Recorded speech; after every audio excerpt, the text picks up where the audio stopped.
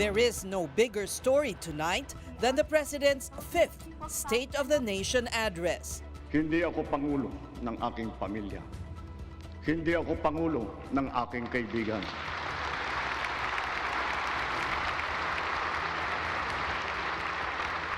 Ako ay pangulo ng Pilipinas.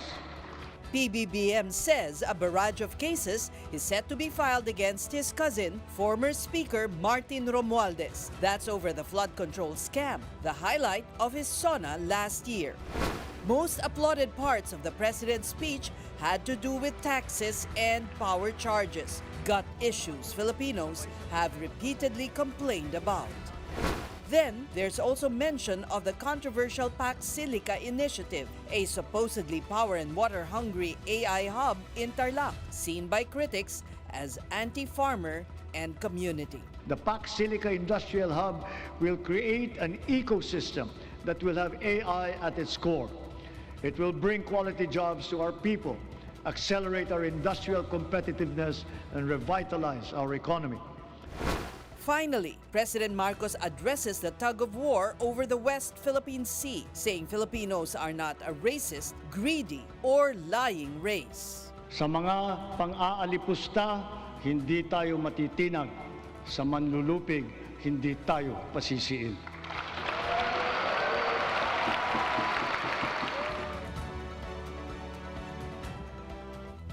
Good evening, I'm Cesorenia Drilon. 1 hour, 31 minutes. That's how long it took for President Bongbong Marcos to address Filipinos in his fifth report to the nation. This year's SONA framed the last 2 years of his term around legacy execution, economic expansion, social programs, and national defense. There were also a few surprises in the speech, including the bit about his very own cousin, former Speaker Martin Romualdez. Here are some highlights of PBBM's fifth State of the Nation address.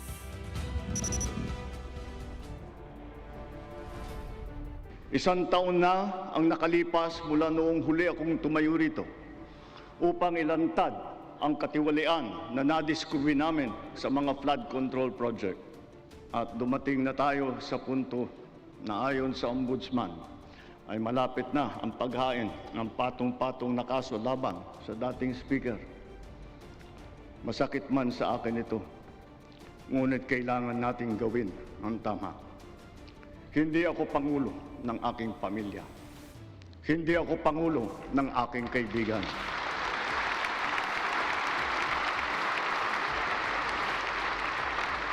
Ako ay pangulo ng Pilipinas at ang tungkulin ko ay sa inyo, ang aking mga kapwa Pilipino. Mula nung tumama sa ating bansa ang epekto ng giyera sa gitnang silangan, nagdeklara tayo agad ng State of National Energy Emergency.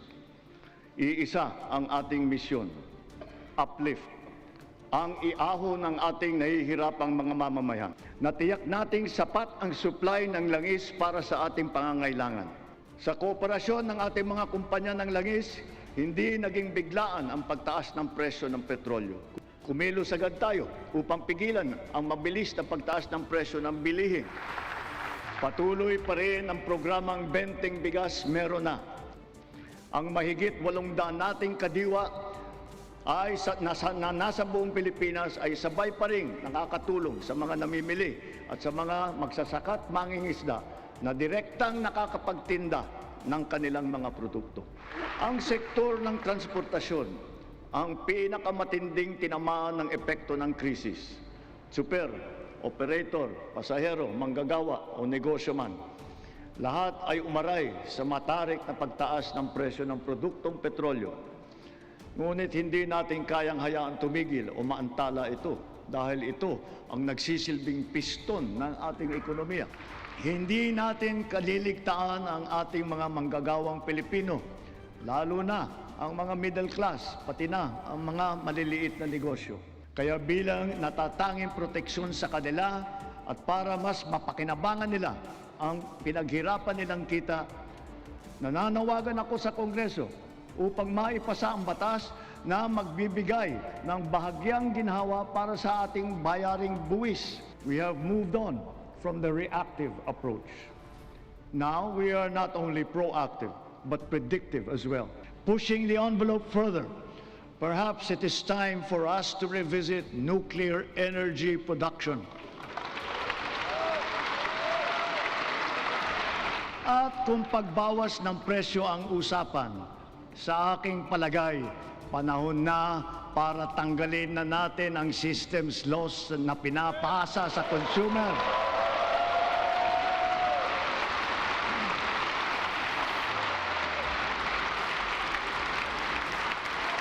We, the people, we demand for the immediate amendment of the EPIRA.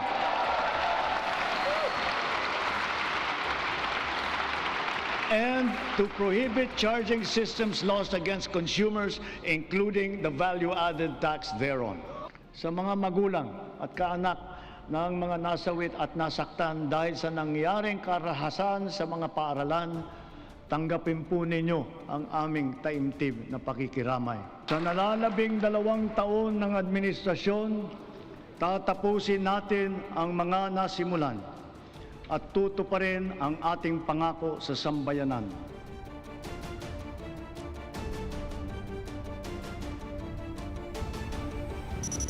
President Bongbong Marcos's fifth State of the Nation speech focused on the issues of corruption, the economy, and security. And to give us details of the President's speech, let's bring in mobile journalist Merimon Reyes. Merimon, what were the key points of the speech? Says the flood control mess was the first topic that President Bongbong Marcos discussed during his SONA. He reported on the cases that have been filed and the personalities that have been jailed. And now that cases may soon be filed against his own cousin, former House Speaker Martin Romualdez, Mr. Marcos said that this was painful but necessary. Here's what PBBM said. Dumating na tayo sa punto na ayon sa Ombudsman ay malapit na ang paghain ng patong-patong na kaso laban sa dating Speaker. Masakit man sa akin ito, ngunit kailangan nating gawin ang tama. Hindi ako pangulo ng aking pamilya. Hindi ako pangulo ng aking kaibigan.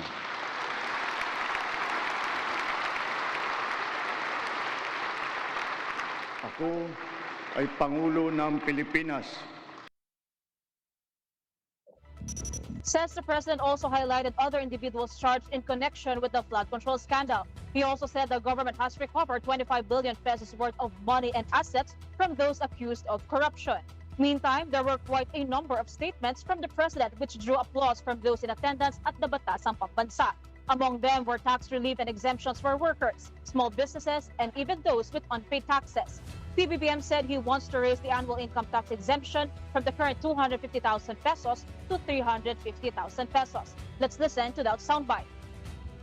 Nananawagan ako sa Kongreso upang maipasa ang batas na magbibigay ng bahagyang ginhawa para sa ating bayaring buwis. Una, palawakin natin ang exemption sa income tax.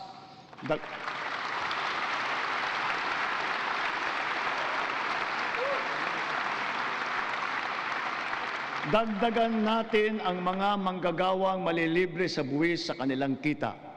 Isasama na natin ang mga kumikita ng hindi lalagpas sa 350,000 pesos kada taon.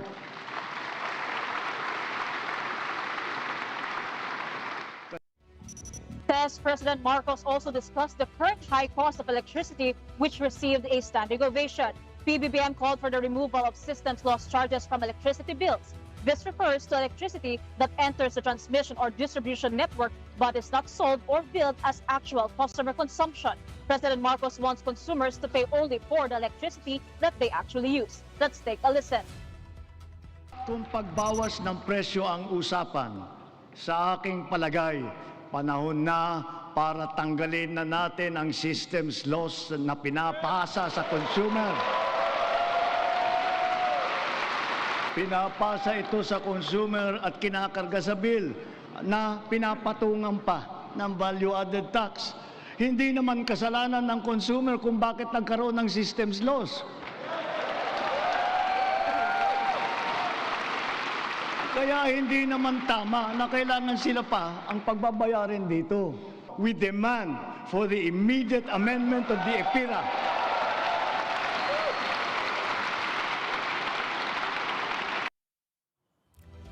Now, Mary Mon, another issue that drew wide applause was Mr. Marcos' statements on the West Philippine Sea. What did the president say exactly?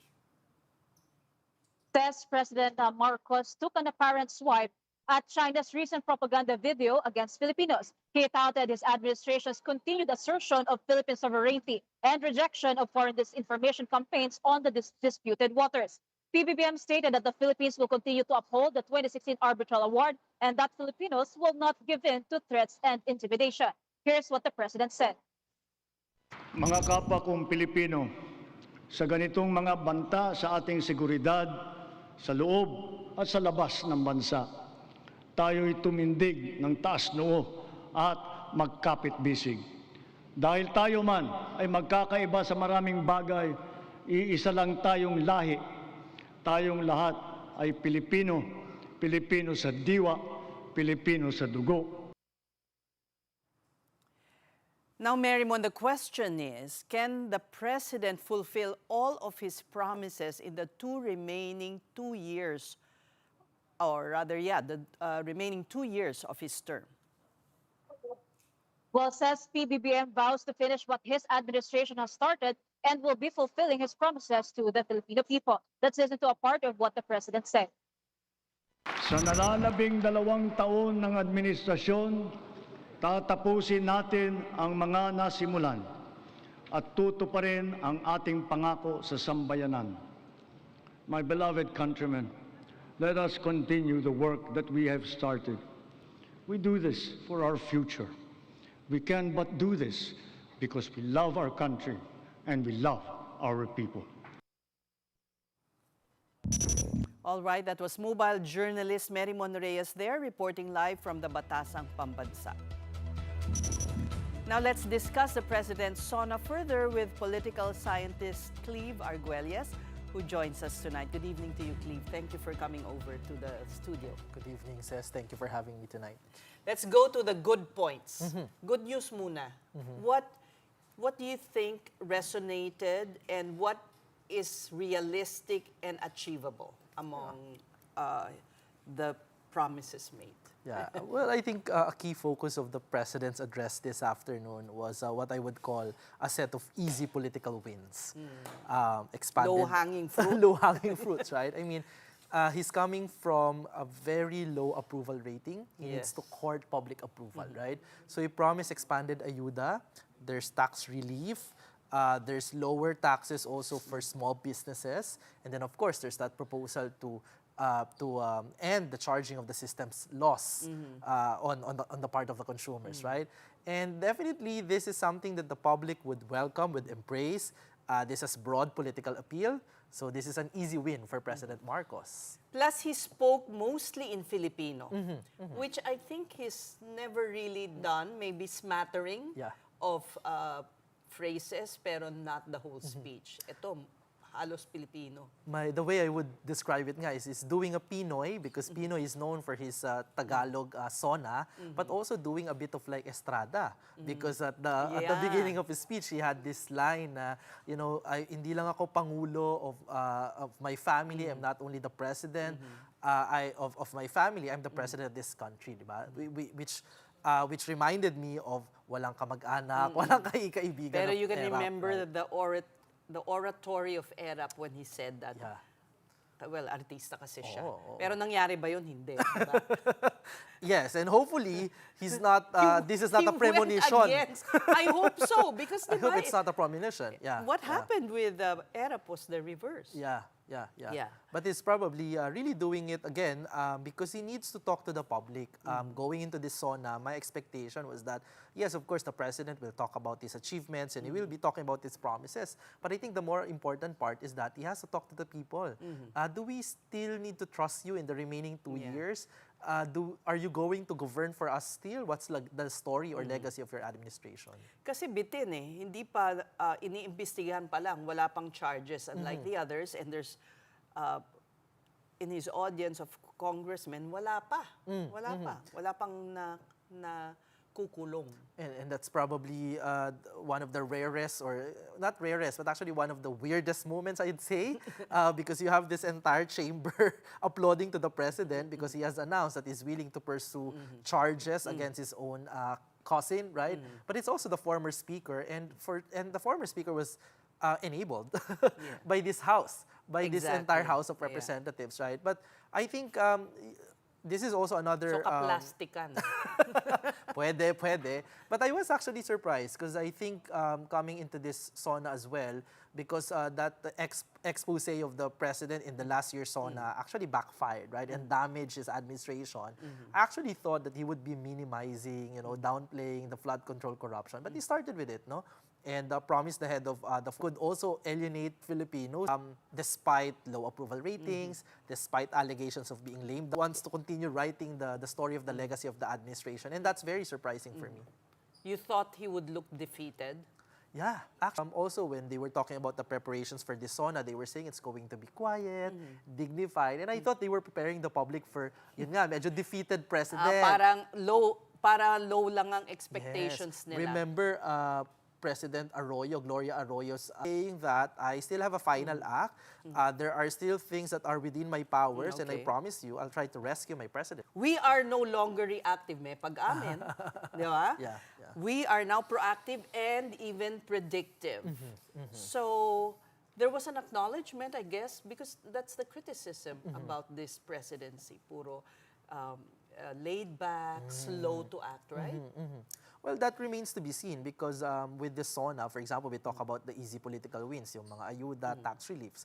Is it really predictive now? But there's no discussion of the fiscal policy of the administration. That is why hanggang 7 lang. Diba? You will be expanding tax reliefs, this distribution policies, social protection policies. But what is the plan of the government in terms of revenue raising? Kasi limited ang money. What this means is that may mga unanswered questions. And yun sana yung predictive part. We want to know, is this going to be utang, diba? Sana sinabi niya paano anong unique revenue raising measures or how will they do to attract investment. Although he mentioned, but it's very vague. The usual the usual, diba? And also siguro, Siyempre, utang yan, ang funding niyan, utang. Although I did talk to Secretary Balisacan here, and about the fiscal deficit and whether, they would just, the next administration would inherit. What did he say? All the debts. He said they don't intend to do that. They intend to do wise spending. So we'll see when they give the budget to the House where they will allocate. One thing I'd like to ask you also, the president had kind of a sheepish smile when he mentioned that the maifip, the ayuda that's dispensed by the politicians will now be on digital, can be availed of digitally on the PhilHealth. eGov. Yes, on the eGov. Yes, eGov. And sabi niya, at hindi maiiwasan na something a line about mga politiko. And then he smiled. Yes. Kaya ba niya yan? Kasi that's how you control Congress, right? Through these soft pork. Right. I think at this point, the president has realized that he cannot rely on Congress to cement a good legacy for him. I mean, just look at the track record of the Congress last year. Napasa na nila yung impeachment.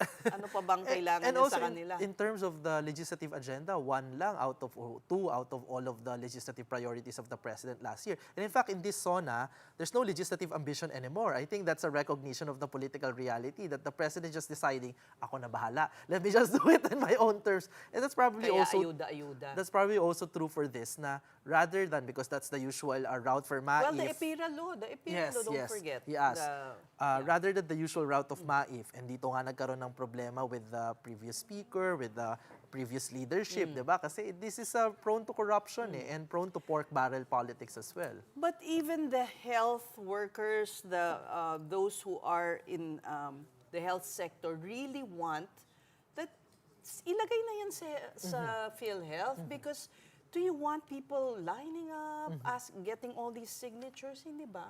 And So that's a good thing. it is. I think it he is. didn't want to make so much of it kasi nga, kaharap niya yung mga mawawala. Not the right venue. Yeah. Not but the right I audience. also think that is something brave Yes. to say. And any president that tries to go against Congress is inviting and courting impeachment. I mean, si Erap was the last president to be impeached, to face impeachment, di ba? And part of it was really because hindi niya hinatian yung Congress on the wetting and all. So Ganun ba yun? I mean, I'm a political scientist. That's how we study it. So now, baka magtampo ang Congress because now he's circumventing them, di ba? O e-gov na tayo, directly accessible Which to is people. tama Which is naman. tama naman. Magising Yeah. naman sila, Yeah. no? Buti Yeah. nga, hindi pa sila nakakulong dyan. Prioritize public interest than the political interest. Exactly. Yeah. Now, the cons. You'd mentioned already, how will they fund all of this? Because, syempre, with all these tax breaks, marereduce ang government collection. So, what other misses or what didn't you like in the speech? Another thing is that, of course, President started strongly with that claim na, he will allow that the charges against his own cousin to prosper, and to proceed, right? But are there any other sustainable political reforms that the president wants to lead on so that this scandal, this of a big Political magnitude reform. political reforms won't happen again? There's a pending legislation on limiting the participation of political dynasties in the House. No mention of that, right? No mention, no? Are we amending the way we do government procurement and how we select contractors? Shouldn't there be a clear division between people in Congress and contractors? Parang dapat naman hindi sila iisa. But he did mention that, na mas binabantayan na ng DPWH. There have been some Right. Safeguards in procurement and in hiring also young graduates, supposedly. So, yes, a big blank was dynasties. Nagbago na ba siya ng isip? Yeah. And, the president did abandon many of his legislative priorities. So baka nagbago nga ng isip. Yeah. Kasi alam niyang time is limited. But the House already passed their version, although critics say this is actually cementing Yes. dynasties more. You That believe includes me. You believe that? Yes. And probably that's also the reason why the president didn't really mention it at all, because they know that this will be a big issue with the civil society and reform advocates, and probably the president wasn't really keen on inviting that. No? But Yeah. that was a priority measure in the LEDAC. Yes. Yes. But so the Senate still has to report out to plenary its version, which is a better version. Are you pessimistic that this won't be passed within because that would be a major win, for a Marcos presidency to have finally put some meat into the provision of the Constitution banning And dynasties. this is probably where reality gets stranger than fiction, because now it's a Marcos who's heading this big anti-corruption effort, and also a Marcos who's heading this. At least in the previous Congress, was leading this anti-dynasty reform, right? This is probably a bold agenda for any Marcos, but even more so for President Bongbong Marcos himself. We'll see. I think in the Senate, the challenge would be two things. One is that, of course, reform advocates would still lobby that the House version is not actually sufficient, that it actually emboldens and even cements dynasties rather than restricts their participation. And secondly, the Senate is a big example of the problem of political dynasties. So paano ba yun? Magkakapatid eh. How would they, although we've heard, I think the Tulfos, they said that, if it passes, then one of them will bow out, something like that, no? But we'll see. Or run for higher office. That's also true, which is what the House version is all about. That they can actually just run in different positions, and and But July T. Hanky sees it differently. When the son of the president mentioned that they're hoping, like in an interview, parang nag-signal siya na they're open in the BICAM to have the Senate version, something to that effect. I think they should be open, but I think Kasi yung reality naman talaga, hindi papasa sa House talaga. Right. But I think also because of the political moment, especially at the time that this was first being pursued in the House, the political pressure was being felt by the political class, by the members of the Congress, because fresh pa yung flood control scandal. And they felt that they had to concede at least these, diba? To stay in power. Parang ano lang yun, strategy na bumaba ang public anger. And now that so surveys would show people are still interested in accountability, but wala, the height of that moment is we're far from that, no? Baka I can imagine, this is not coming from the majority leader or any members of Congress, but I could imagine that now they feel safer that they can get away with this version. I don't know. If you watch the siblings Cayetano in the impeachment trial, you'd think anti-dynasty bill is needed. Well, or the Villars. Yeah, but this is the same chamber who will be deciding about that dynasty reform, right? So that's going to be difficult. So you're not sold. I mean, you think it will have a tough time. I think so. Without enough public pressure, but we'll see. There might be another round of political awakening among the public that this has to end. Especially 2028 is coming, and also because a lot of the big names in the flood control scandal, right? The former Congressman Saldico, Secretary Bonoan, still at large. Secretary Bonoan is proposed to be a state witness.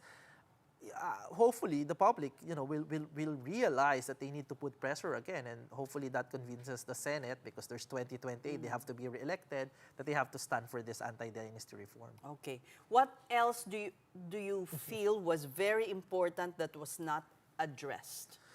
Another thing I would say would be that, I did touch on it, that the legislative ambitions are quite thin in this particular round of the SONA. Traditionally, this is may mga lilista kang... It's like a memo. It's an order from Malacanang. Congress, let's work on this, no? So that's quite unusual. But again, that's probably an acknowledgement of the reality. And that, the president just wants to take matters to his own hand kasi hirap na bumuo ng consensus. Gagawin na ng executive lahat, parang ganon. He knows that the upper chamber, the Senate, is quite divided because of the impeachment trial. What else could they... I mean, of course, they will try to do their work, but they're very much taken by that particular trial. The House, some of its best members are public prosecutors, diba? Baka it's too much na then for him to expect na, okay, let's do this. But of course, meron pa ding mga orders, the IPIRA amendment, no? The amendment to IPIRA. Pero pinalakpakan yun ng husto, so papasa yun. Yes, and hopefully so. Kasi diba, we have one of the highest especially electricity maraming rates. re-electionist rin dyan. Ang mahal ng kuryente natin. It's not only for ordinary Filipinos, but also small businesses. They've always been saying that one of the problems doing business in the country are high electricity rates. Right. But, also a much applauded portion was the ending when he took on China. Yes, and that's a well-deserved, I think, applause, no? Because as we know, our neighbor hasn't been really neighborly in the past months, and they've been being very aggressive. And if there's something that I unequivocally endorse with the president's policies, I probably think that's his foreign policy, because compared to the previous administration, especially, he has really taken an interest in ensuring that not only that the West Philippines is defended domestically, but whenever he is internationally, he talks about our cause. Right, no? and there are those who tell me that internationally, President BBM is well regarded. I guess it's a surprise because, when he took office, it was like we were the laughingstock. How could you elect the son of, someone who had stolen from the coffers of the country? But because of his stance on the West Philippine Sea, he has come to be quite well regarded. Is that correct? Yes, in many ways, he's a poster boy for the international community, because the human rights, the West Philippine Sea, at least compared to the previous administration, he's very much welcome. I think my wish lang is that yes, he's been courting allies and they've been helping And us. they have come. Patrol our waters, very vocal statements agad yan if there's a Chinese aggression in our waters. But also, I think baka he can ask his friends, his newfound friends in the international community to help us get economic relief, diba? Kasi yun ang problem. Kasi yun ang kailangan natin din. And especially if his successor will not have the same point of view, will not share that the arbitral ruling must be respected, right? And this is probably also why the president is also standing for Pax Silica without Right. any doubts, no? Bakit hindi? Feeling ko geopolitical yung considerations, yeah. So shouldn't that be part of a treaty or something to give it more permanence? Kasi one of the ways in which we can really, credibly improve our national defense is also to improve our economic status. And I think from the perspective of the president and the allies, having Pax Silica here, could generate jobs, could be start of industry. But that doesn't mean, of course, na we disregard the concerns of the environmentalists and others, right? But I think I understand where the president is coming from. All right, so you think it's doable in the next 2 years, given that you gave him 7, if he accomplishes what he set out to do. Ito yung speech ni Presidente, ang kapal. Right? Is that correct? Your last thoughts na before parting shots from you. Yes. Well, the president that's the promise of the president. The president is promising that he has another act left. But of course, we will be the judge on the anti-corruption. Its conviction will be the basis of our judgment, not the president's address, diba? On the policies, it's the relief that we will feel, not actually the president's address, no? So it remains to be seen. But I think what I will give to him based on this address is that akala ko tapos na ang presidency niya. But I think it will still be interesting the remaining 2 years. Thank you so much for sharing your insights. That was political scientist Cleve Arguelles. You're watching The Big Story on One News. When we return, we tell you why several senators from the minority bloc opted to skip the president's report to the nation. Stay tuned.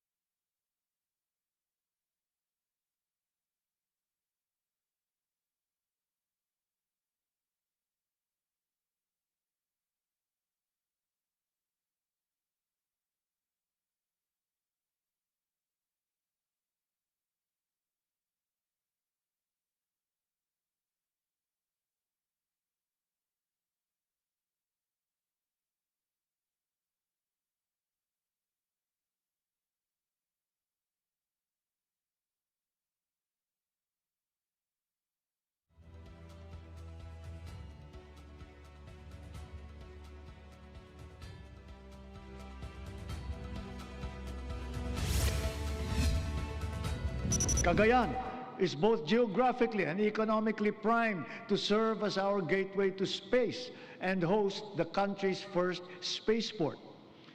A sounding rocket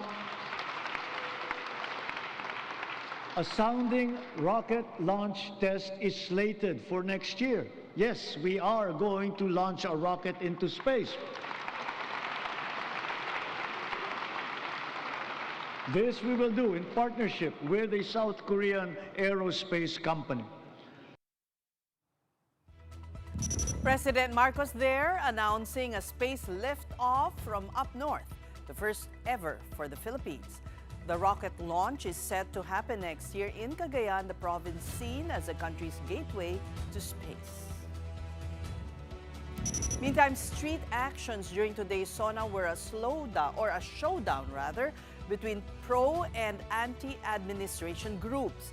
Donned in red, Marcos supporters held a watch party during the president's fifth report to the nation. So far, they said they are satisfied with the current leadership, but like most Filipinos, they also have a wish list. Yung presyo po kasi mataas po ngayon. Kailangan po ngayon yung mga allowance mababa din. Kaya kailangan po na mababa po yung presyo ng mga produkto po. Para sa ating mahal na Pangulo, sana po lahat po ng pinangako mo po ay matupad po. Lahat ng kurakot sana po ay mapakulong, mapanagot ang lahat ng dapat managot. At sana po ipagpatuloy niyo lang po ang maganda po ninyong ginagawa. Along Commonwealth Avenue in Quezon City, where the anti-SONA protesters were, tensions flared and led to a standoff. Policemen initially arrested a few demonstrators. Their companions resisted and blocked the BJMP bus where those apprehended were loaded onto. The bus nearly hit the rallyists. In total, the PNP arrested 51 protesters over various violations. Progressive group Bayan has condemned the police action. General, ito ba ang tinatawag yung maximum tolerance? Kasi sa tingin namin, ito ay maximum panunupil, maximum na perwisyo sa taong bayan. Bakit kailangan kaming sagasaan? Bakit kailangan pagbantaan kami? Naaarestuhin din kami? Nagbabandalism sila doon eh. Biruin mo, lalaki nung binandalize nila doon. And yung nagtatakip ng muka. Bawal naman magtatakip ng muka. Lalo na yung nangyari nung September last year. Kita nyo naman, di ba? And ayaw natin payagan na sila pa ay magpatuloy na manggulo dyan sa kalsada. At maapektuhan, of course, yung tahimik na nagpoprotesta. Several members of the Senate minority bloc decided to skip President Bongbong Marcos's fifth State of the Nation address in their way to protest the detention and prosecution, or it was their way to protest the detention and prosecution of their allies. Senate Minority Leader Alan Peter Cayetano was joined by Senators Loren Legarda, Pia Cayetano, and Robin Hood Padilla. Even the President's sister, Senator Amy Marcos, sat out the annual event. Masama ang loob namin dahil pinagkukulong, kinakasuhan ang minority. Yun lang, parang di ko kaya eh. You're also Masama ang loob ko dyan eh. Well, I think marami sa amin di pupunta. Pero last year, di na rin ako pumunta talaga. Hindi naman.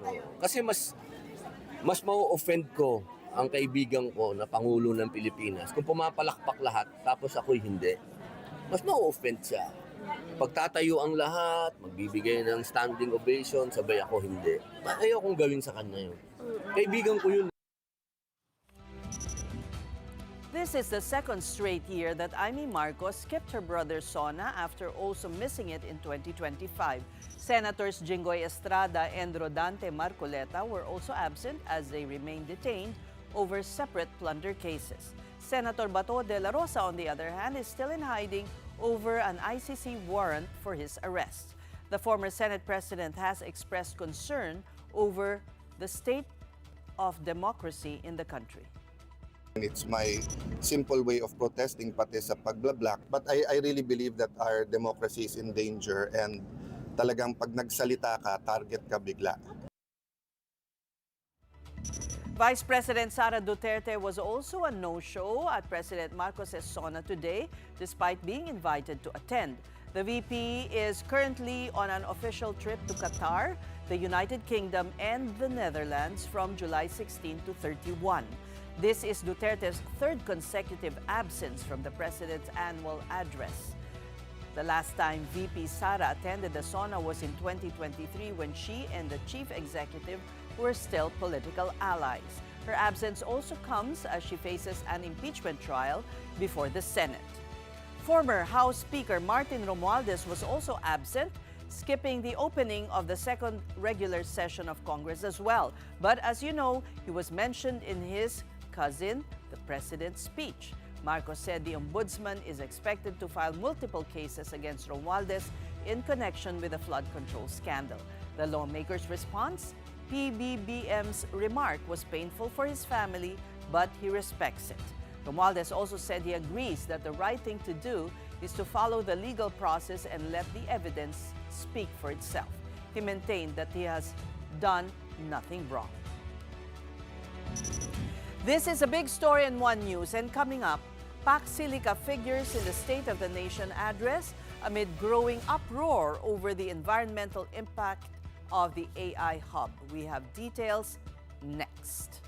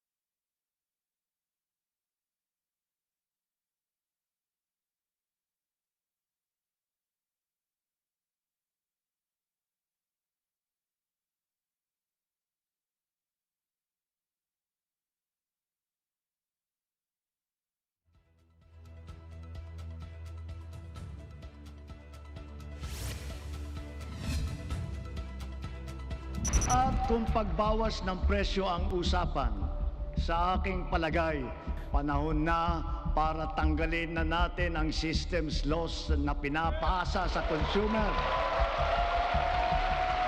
We, the people, we demand for the immediate amendment of the EPIRA.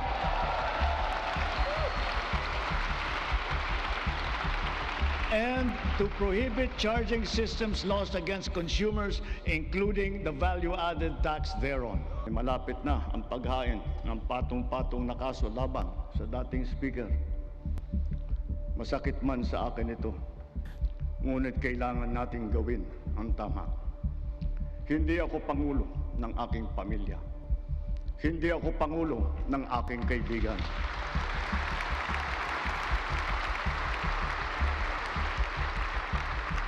Ako ay Pangulo ng Pilipinas at ang tungkulin ko ay sa inyo, ang aking mga kapwa Pilipino.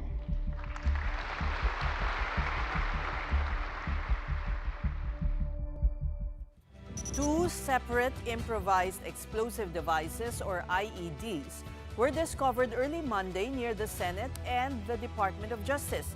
That's just hours before President Bongbong Marcos's fifth State of the Nation address. One device was recovered near the Senate along Jokno Boulevard in Pasay, where police safely rendered it inoperable. The NCRPO said a towing company employee alerted police to a suspicious biscuit tin on the center island. Inside, authorities found a 9-volt battery, a blasting cap, a clock, and a plastic jar containing a brown powdery substance suspected to be explosive material. Hours earlier, an IED exploded near the entrance of the Department of Justice along Padre Faura Street in Ermita, Manila. Investigations are underway into the incidents, which both had no reported casualties.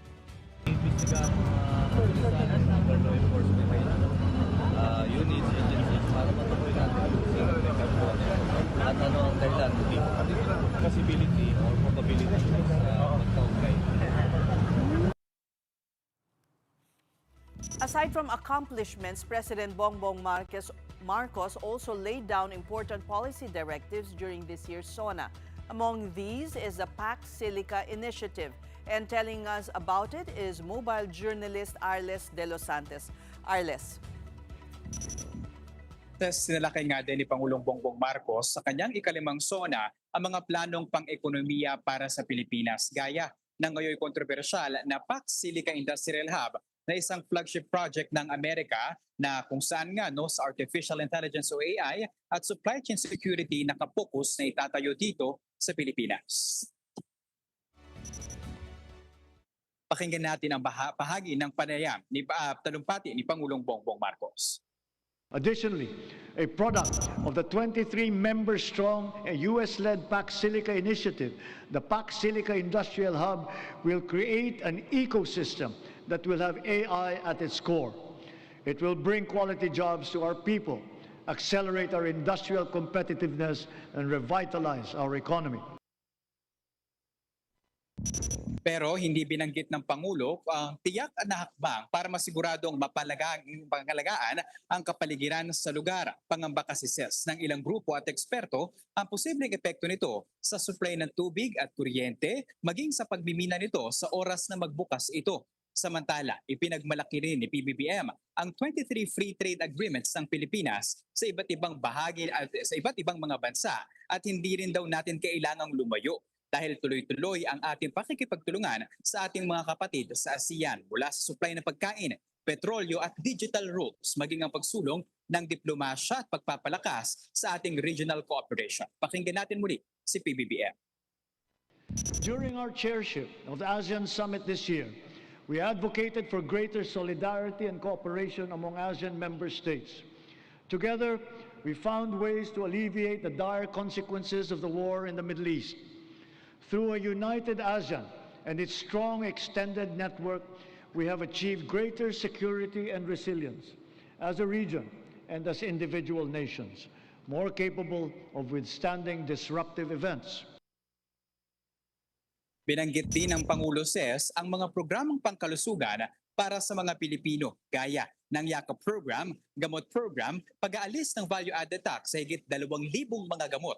Ginawa ring mas inklusibo ang PhilHealth para labanan ang mga malulubhang karamdaman tulad ng kanser, sakit sa puso, kasama na rin sa pagpapagamot ang HIV o AIDS. Sa sektor naman ng transportasyon, ibinida ni PBBM ang pagpapabuti ng mga tren, busways, transport hubs at integrated terminals iba't ibang bahagi ng bansa, pati ang pagpapalawak ng mga paliparan at pantalan. Sa susunod na taon, bubuksan na rin ang 12 stasyon ng MRT-7. Matapos ang halos 3 dekada, may bago ng linya ang MRT na tutulak pa hanggang Sacred Heart sa Quezon City mula sa North Avenue. At balang araw, aabot pa ito hanggang San Jose del Monte, Bulacan. Sadyang napakalaking ginhawa nito sa halos 1,000,000 na pasahero bawat araw. Kasama rin sa mga pinaghandaan ng pamahalaan ay ang pagbubuo nga ng mga disaster preparedness sa gitna ng krisis ng kalamidad na handa umanong pagpapadala ng mga mobile emergency systems upang makapaghatid ng emergency power sa mga lugar na nawawalan ng kuryente. Kabukod nga sa ating mga nabanggit, ay tinanong din natin syempre ang reaksyon ng ilan sa mga miyembro ng gabinete, maging ng mga mambabatas, dito nga sa naging ikalimang State of the Nation Address ni Pangulong Bongbong Marcos. Halo-halo ang kanilang mga naging reaksyon. Mayroong mga nakulangan, mayroon naman ikinatuwa ang pagbanggit ng Pangulo, kagaya na lamang ng nabanggit kanina na issue sa West Philippine Sea, pagtalakay sa karapatan ng mga kababaihan at syempre yung ilan ay natutuwa talaga doon sa mga programa ng pamahalaan para sa mas inklusibo at mas mahusay na pagpapatupad ng Universal Healthcare Act. Thank you for your report, mobile journalist Arles de los Santos. They're reporting to us live from Batasang, Pambansa. And before we go, here's a look at how Malacanang's call for a simple but dignified SONA was reflected in this year's fashion. For the second straight year, guests skipped the traditional red carpet and opted for simpler attire.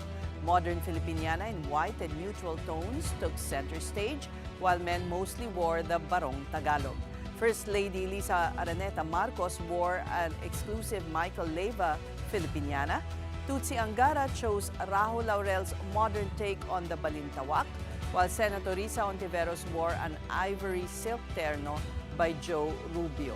Yusek Margarita Gutierrez wore an archival Mark Baumgardner design.